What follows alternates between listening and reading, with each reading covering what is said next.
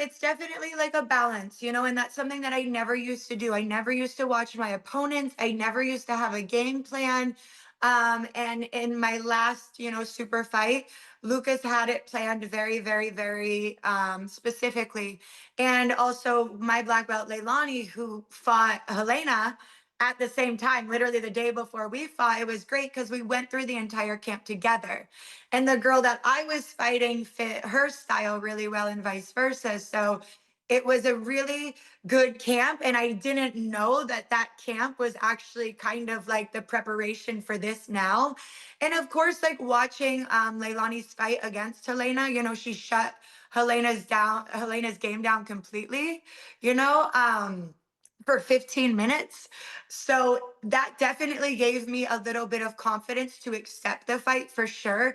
Even of seeing her compete a lot, that match specifically, when they offered me the fight, I was like, for sure. Because obviously, when you've trained with somebody who's fought somebody, it's kind of easier to gear how the match could go.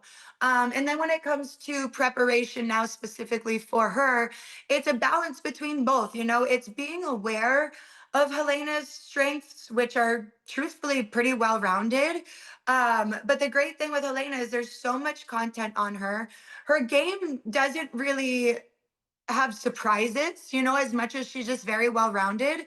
So we're focusing really so much more on my strengths and weaknesses to match that rather than like, don't do this with her, try to do this because of her.